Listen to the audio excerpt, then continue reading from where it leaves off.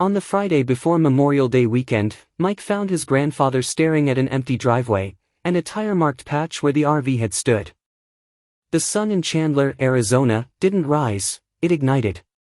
By 7 a.m., heat shimmered over the cracked asphalt, and the cicadas buzzed like old neon signs. From the front porch, Grandpa Frank Whitaker stood like a statue in slippers and a pressed collared shirt, gazing at the vacant spot where their pride and joy, a 1993 Coachman Catalina RV, had been. Its outline still ghosted the concrete in pale dust. Only a pair of curved tire impressions cut through the gravel like claw marks. Mike pushed his way through the screen door, cradling 2 steaming mugs. Double cream, no sugar. Like a real man, he joked, handing one to Frank. Frank didn't take his eyes off the driveway. "It's gone," he said. "And I didn't authorize a tow." Mike squinted against the glare. "You sure it didn't get stolen?" Frank snorted, finally taking the mug. "Thieves don't leave tidy paperwork and tire patterns." This was a procedure. At Sunrise Diner, the air conditioning was cranked to high and the booths cracked slightly from sun damage and time. Their usual waitress, Denise, poured bottomless cups without asking. Mike buttered toast while Frank dissected the mysterious absence. The morning ritual, always reliable, felt suddenly unstable. "She told me last week," Mrs. Valdez had muttered across her fence, "Judith doesn't like anything that doesn't match her beige aesthetic, especially RVs." At the time, Frank had laughed. He wasn't laughing now. As they lingered over eggs and bacon, Mike scanned his phone, digging through Chandler's municipal code and public tow records. Nothing online about a scheduled tow. No violations posted. Frank folded his napkin. That's because there are none. By midday, a hand-delivered envelope landed in their mailbox. No stamp. Just a thick, cream-colored letter, heavy with pretension. Judith Keller's signature marked the bottom in elegant, looping cursive. The letterhead bore the seal of the fictitious-sounding Aesthetic Oversight Committee of Palo Verde Glen. Frank raised an eyebrow. In violation of Section 6.4b of HOA guidelines, Mike read aloud, "Unauthorized recreational vehicles are subject to immediate removal and fines. Current charge, $450. Future infractions will be considered for legal escalation." Section 6.4b does not exist, Frank muttered. He knew because he had the handbook, spiral-bound, dog-eared, and annotated in red ink. After lunch, Frank retrieved his vintage IBM Selectric from the hallway closet, wiped the dust off the cover, and rolled in crisp paper. The rhythmic clack of the keys echoed through the quiet house, each keystroke a declaration. Mike watched, half amused, half awed. "You're really going old school with this, huh? There's a tone you can't replicate in email," Frank said. "You ever heard a typewriter? It doesn't ask. It asserts." By dusk, they sat on the porch. Neighbors waved from across the cul-de-sac, some with polite curiosity, others with knowing glances. Tomas, the retired cop next door, nodded slowly as he walked his golden retriever. "Heard about the RV, dirty move," he said without slowing down. Frank only nodded in reply. The smell of barbecues and cut grass lingered in the warm air. Mike adjusted the old flagpole as the sun dipped low. They hadn't even packed for the trip yet. Memorial Day without the RV felt wrong, like a song played in the wrong key. When the streetlights blinked on, casting that faint amber glow over the neighborhood, Frank opened a manila folder and began recording. Every detail. Time. Location. Photographs of the tire tracks. Judith's letter. HOA bylaws. He labeled the folder, Incident, May 24th. Mike looked over his shoulder. "You think she really has legal ground?" "She thinks no one will push back," Frank replied. A hush settled. The air was heavy with unresolved business, a calm before something larger. Frank's hands hovered over old law books and new Google search tabs. Let's find out if Judith's HOA exists at all. The ceiling fan spun slowly above Frank's head, its rhythmic whir sounding like a ticking metronome for battle. The room smelled faintly of old paper and Earl Grey. The walnut-paneled office had once been a study in order, framed degrees on the wall, tidy shelves, leather-bound books aligned like soldiers. Now, it resembled a war room.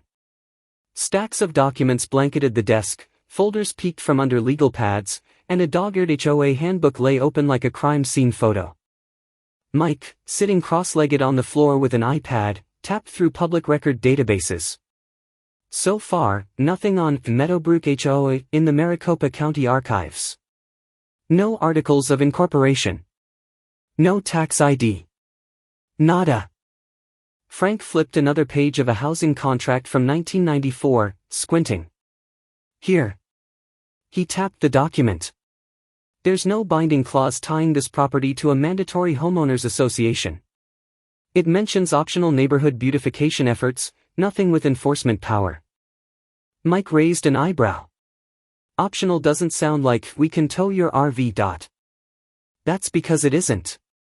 Frank stood slowly, joints protesting, and walked to the filing cabinet. He retrieved a manila folder marked title and deed. I want the original sale documents. The conversation from yesterday still echoed. Tomas had paused mid-walk, leash slack in his hand. Funny how she finds people with no board meetings or votes. That had stirred something in Frank. HOA without quorum? That wasn't oversight. That was theater. The phone speaker buzzed as Mike connected to the Chandler City legal office. After some patient navigating through prompts and two hold tunes, a clipped voice answered. This is Officer Lindley with City Legal. Frank leaned in. Mr. Lindley, I'm calling about that Meadowbrook HOA operating in our neighborhood. I'd like to verify its registration status. There was a pause, papers shuffling on the other end. Meadowbrook, you said? Yes. Chandler, near West Brighton. Hold, please. They waited. Mike mouthed dramatic pause, and sipped his root beer with exaggerated patience. Sir, the voice returned, we have no records of a registered HOA by that name. No incorporation, no municipal filing, and no official bylaws submitted. If it's operating, it's doing so privately. Frank's lips thinned into a smile. Thank you. They clicked off. Mike whistled. So it's a shadow HOA? What does that even mean? It means Judith Keller is acting without authority. Frank turned to the printer, now humming to life. And that means we respond, formally. He typed with methodical intent, the clack of his keyboard punctuated by bursts of the ceiling fan above. The letter was sharp, deliberate, and CC'd to the homes of Tomas, the Valdezes, and the Nguyen family, neighbors who'd all received similar notices, but had mostly shrugged in resignation. The letter requested the following: legal proof of HOA registration, certified bylaws, minutes of any board meeting, and clarification on the supposed authority to impose fines and tow vehicles. Please respond within 7 calendar days, it concluded, or cease all HOA-related communications and enforcement immediately. Mike stuffed the envelopes with a grin. You want to walk them over or let Judith get the ring cam show? Frank raised an eyebrow. We deliver in daylight. No secrecy. Outside, the neighborhood felt baked and sleepy. Lawns were manicured, but not obsessively. American flags fluttered. Kids zipped past on scooters, and a hand-lettered sign in the cafe window down the street read, 4th of July Parade, register early. Back in the office, Frank poured hot Lipton tea into a mug that said, retired, not expired. Mike raised his root beer and mock toast. To tactical paper cuts. Justice, Frank replied, deadpan. As evening settled, Mike stepped outside to check the mailbox. The wind rustled, hot and restless. From the corner of his eye, he noticed a flash of yellow. Judith's canary-colored SUV sat idling 2 houses down. He watched as she leaned forward, phone raised, and snapped a picture of their mailbox. The soft blue light of the Ring doorbell cam blinked once. She didn't notice. But Mike did. He stepped back inside and called over his shoulder. Grandpa, you're gonna want to see this. Lyle Chen showed up at 7 a.m. with a shoebox full of fake HOA letters and a look that said, I've made a huge mistake. Frank had just finished watering the hibiscus bushes. The morning sun was low, casting golden streaks across the backyard. Sparrows darted between fence posts, their chirps clashing with the hiss of the garden hose. Mike sat at the picnic table sipping lukewarm coffee, blinking sleep from his eyes. Lyle didn't bother knocking, just stepped cautiously through the gate like a man approaching his own reckoning. His hoodie was zipped to the chin despite the Arizona heat, and the cardboard shoebox in his hands looked like it carried contraband. "I shouldn't be here," Lyle mumbled. Frank nodded once, motioning toward a lawn chair. "But you are. And you brought a box." "It's all fake," Lyle said as he sat down, wiping his brow. "Every letter, every notice, Judith typed them herself. I just printed them, stuffed the envelopes, and left them on porches. She told me it was part of my community service hours." Frank raised an eyebrow. "I mean, not legally mandated," Lyle added. "She said volunteering with the HOA would help my resume. And I believed her." Mike glanced at his grandfather. Frank was calm, eerily so. "You handed out threats pretending to be law. Did you ever sign anything?" Lyle looked away. "She had us all sign this membership affirmation, said it made everything official.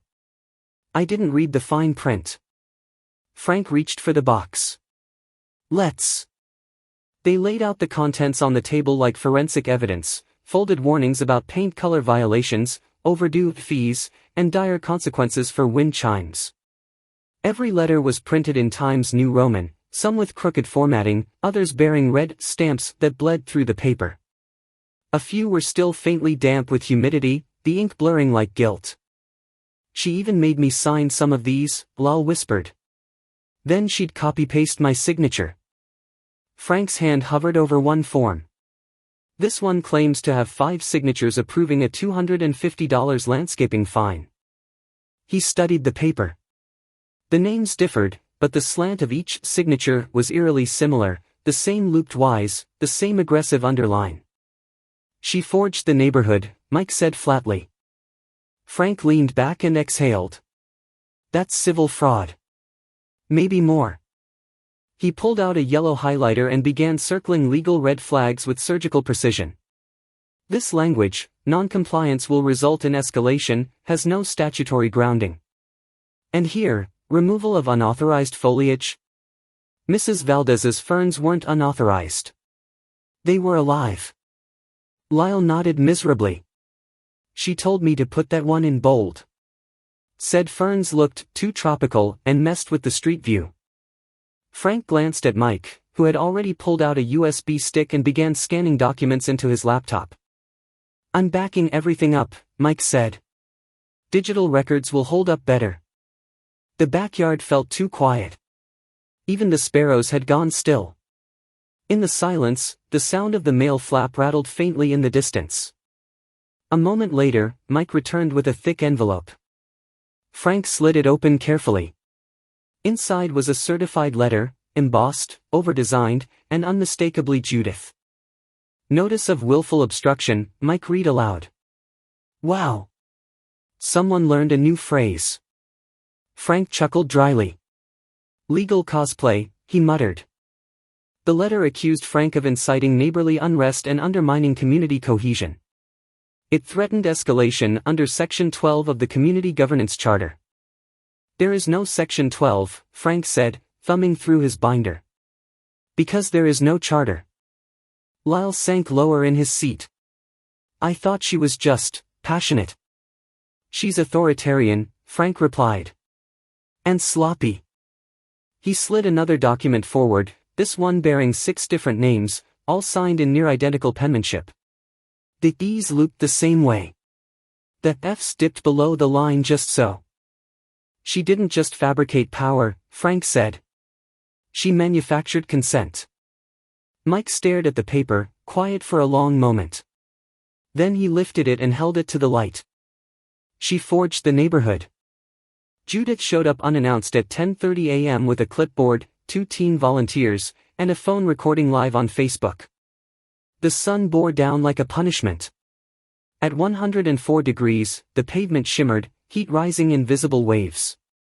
Even the birds had given up their usual chatter, opting instead to stay nestled in the shadows of rooflines and sagging eucalyptus trees.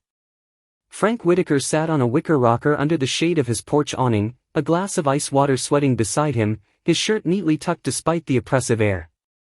He saw her coming before she turned up the walkway. The wide-brimmed straw hat, the oversized sunglasses, the ruffled white blouse, it was Judith's idea of field armor. A clipboard was clutched in one hand, the other held her phone, camera facing outward, already live streaming. Behind her trudged two teens in matching volunteer shirts, both looking vaguely embarrassed and overheated. Frank didn't move. He reached, instead, for his old flip notebook and calmly clicked open his pen. "Good morning, Mr. Whitaker," Judith chirped, her voice pitched for the camera more than for him. "We're conducting a routine compliance inspection." "Unscheduled and unauthorized," Frank interrupted. "This is a visual assessment only," she continued, turning the camera toward a patch of peeling paint near the bottom of the front door. "As you can see, this residence has failed to meet our neighborhood aesthetic guidelines: chipped paint, visible wear, non-compliance with uniform color code." Frank stood, buttoned his collar, and stepped toward the edge of the porch.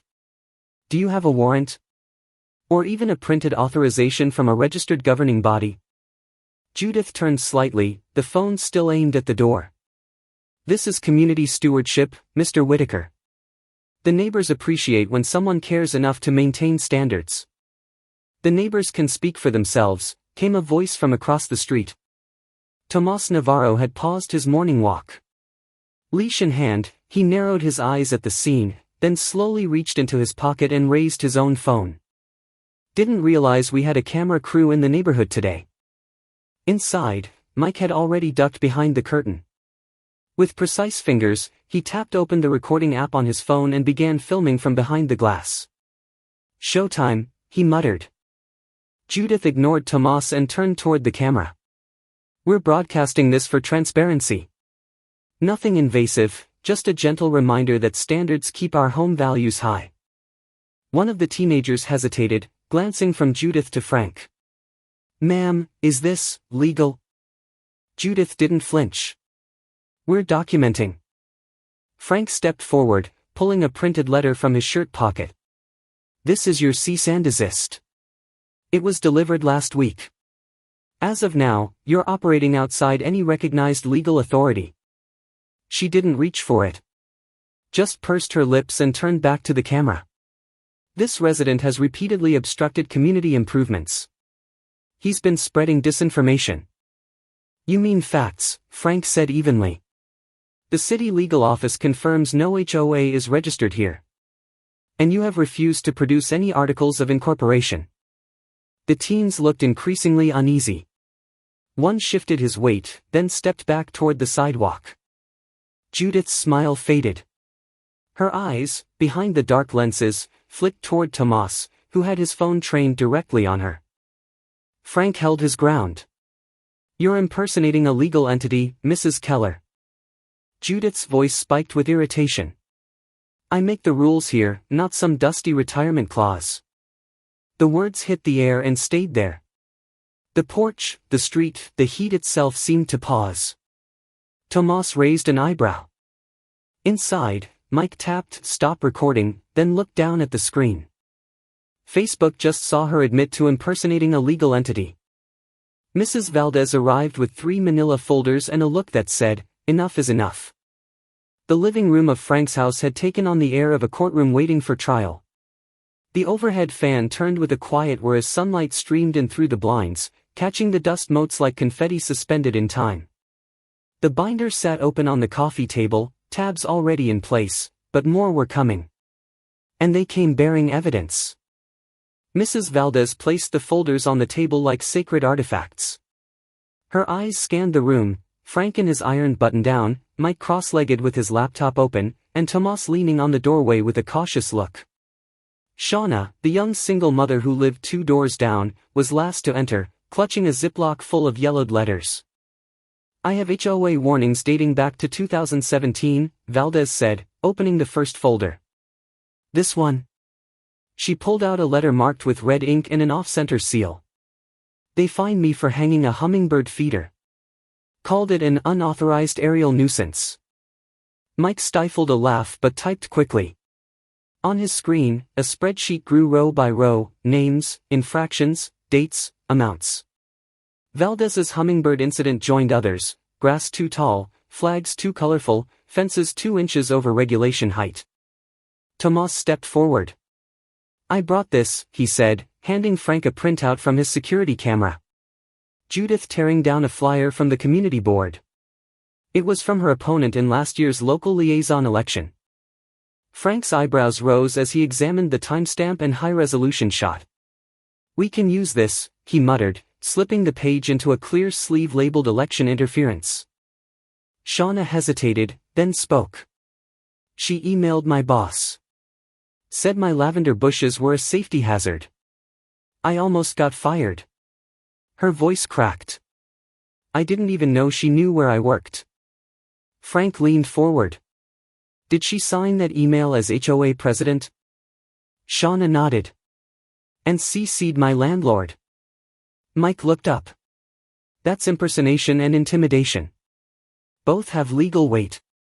Valdez reached into her tote, pulled out a Tupperware with a cracked lid, and set it beside the evidence. Orange cake. From the 90s mold, but still good. No one refused a slice. While they ate, Frank worked. The binder grew fatter, heavier. Pages tabbed, annotated, labeled: excessive fines, unauthorized surveillance, community intimidation. He printed each item using the old laser printer in the corner, its mechanical whine cutting through the air like a war cry. The group watched the stack grow. Something shifted in the room, a sense of quiet strength. They weren't just victims anymore. Frank slipped in the last page and closed the binder. He placed it gently on the table, hands resting over it as if sealing something sacred. "She buried herself. We just helped dig it up." A certified letter arrived, sealed in red wax, addressed only to occupant.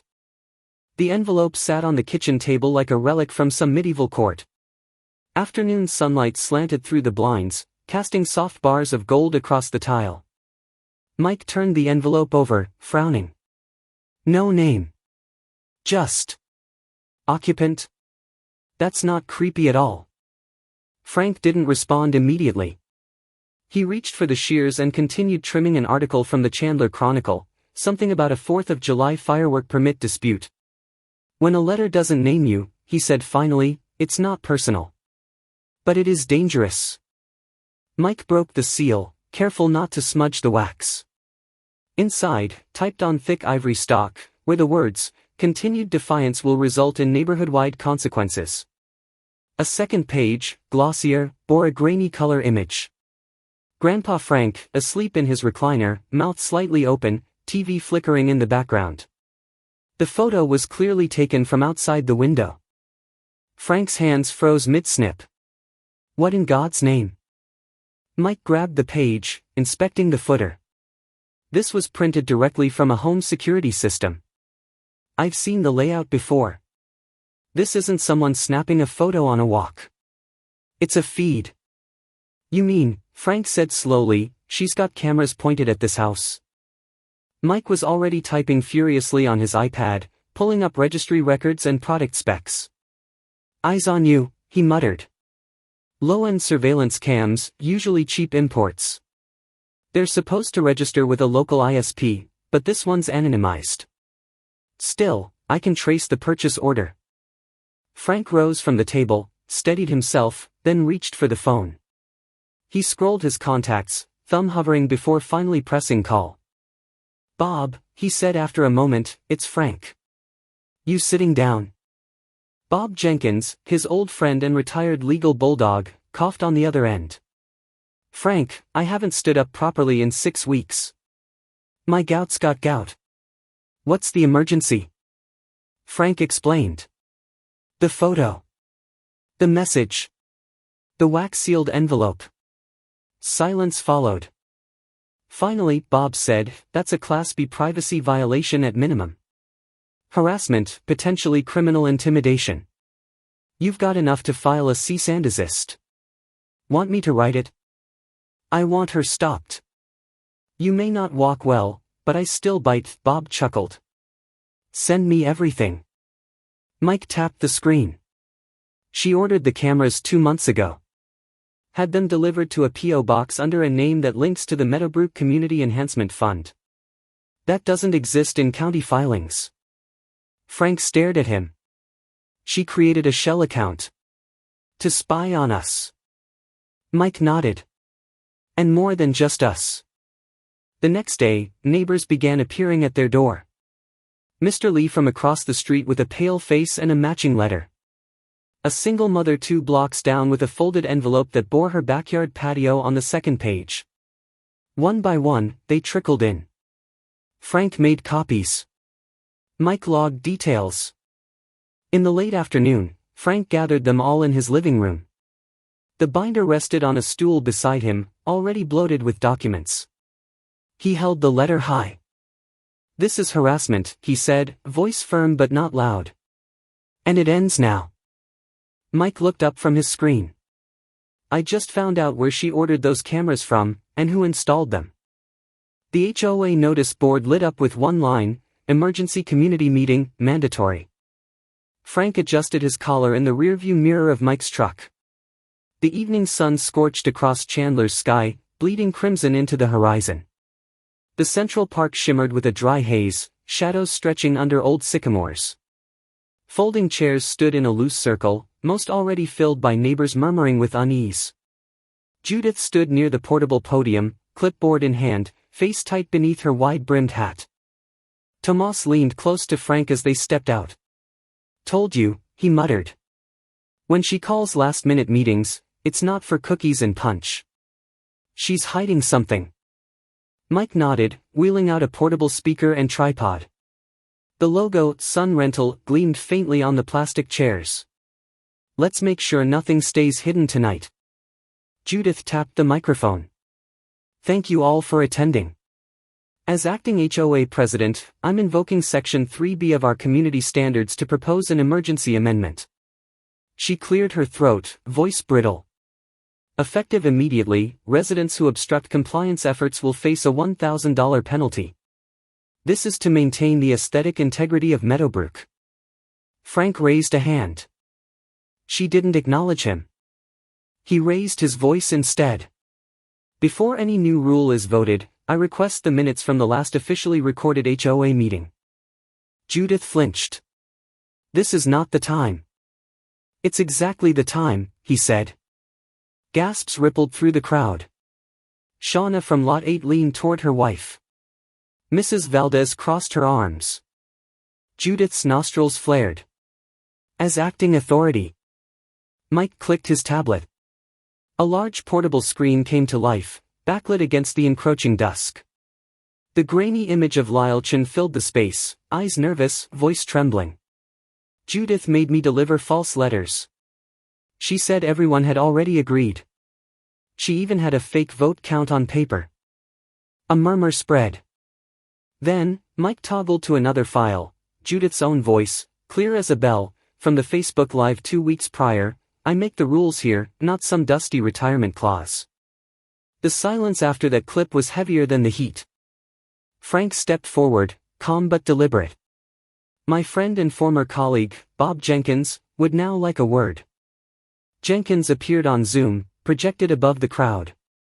The old man's face was lined but sharp, his white hair swept neatly back. I'm speaking to you today not as a retired lawyer, but as a neighbor who respects the law.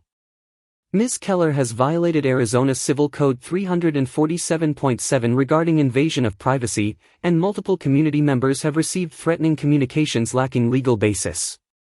Her claim to HOA leadership has never been registered or verified. You have every right to vote on her status, tonight. For the first time, Judith stepped back. Frank turned to the group. Let's keep it simple. By a show of hands, who here supports suspending Judith Keller's position effective immediately, pending legal review? Hands rose. 1, 2, then more. Mrs. Valdez. Tomas. Shauna. 12 in all. Judith opened her mouth, then closed it again. Her hand clenched around the clipboard. Without a word, she turned on her heel, heels clicking against the park pathway, and disappeared between the oaks. The sun dipped fully behind the houses. Cicadas began their restless chorus. Then, from the far side of the gathering, a voice rose, a man in a baseball cap, barely visible in the shadow of the trees. "We should press charges." On July 4th, Frank opened his lawn chair, flipped the sign that read, "Reserved for Grandpa," and smiled. The sky was bright, the kind of Arizona blue that made flags look sharper and shadows feel shorter. The old park, once a place for awkward HOA meetups and canned music, now bloomed with checkered tablecloths, red, white and blue bunting, and the sweet smell of grilled hot dogs. A jazz trio played something soft from under a tent, barely louder than the laughter of kids near the lemonade stand. Mike walked over, wearing a shirt that said HOA free since June, in bold navy letters. He handed Frank a paper plate with a slice of apple pie and a perfectly grilled bratwurst. "Compliments of Shauna," he said. "She added cinnamon this year." Frank took a bite. "Still not as good as Valdez's," he mumbled with a wink. Tomas pulled up another folding chair and sat with a groan. "Feels weird not looking over my shoulder for Clipboard Lady." Clipboard Lady had not shown her face. Judith's name hadn't been spoken much lately, not since her final Facebook post 2 weeks ago. It read, "Resigning from community leadership. I hope others will appreciate how hard it is to care." The comments section was less than kind. "New committee's got 5 members now," Tomas added, sipping sweet tea. "Even split. No drama. No fines. Democracy," Frank said, holding up his plastic cup in a quiet toast. Mike adjusted a small camera on a tripod near the picnic tables. It was one of the very models Judith once installed in secret, now turned toward the stage, capturing cheerful chaos and a stream of hugs and high fives. Frank glanced toward the grill where Mrs. Valdez handed out cookies in an apron that said, "Don't tread on my ferns." He chuckled. As the sun dipped, folding chairs multiplied around the field. The crowd thickened, settling into the coolness of dusk. Kids with glow sticks danced between blanket edges. Someone passed around sweet tea in mason jars. Shauna knelt beside Frank and whispered, "You never told us about that HOA case in '87. Frank laughed softly. "Different state.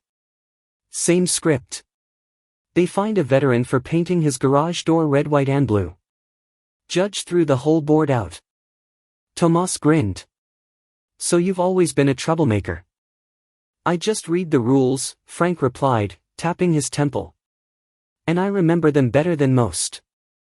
Then came the fireworks. The first burst crackled into golden palm fronds against the dark velvet sky. The crowd cheered, a collective sigh of release washing over the park. Frank leaned back, hands folded across his chest, eyes reflecting the blooms above. Beside him, Mike watched silently. After a long pause, he leaned in. "What now?" Frank didn't answer right away. The final firework burst in a slow, silver cascade, like a waterfall falling from the stars. Finally, he turned, a slow grin tugging at the edge of his mouth. "Now," he said, "we take the RV to Monument Valley. No more obstacles." On that warm July afternoon, as laughter drifted through the air and folding chairs dotted the park lawn, something far greater than a barbecue had taken root. Neighbors who once kept their heads down now stood side by side, their quiet resilience blooming into a shared voice that could no longer be ignored.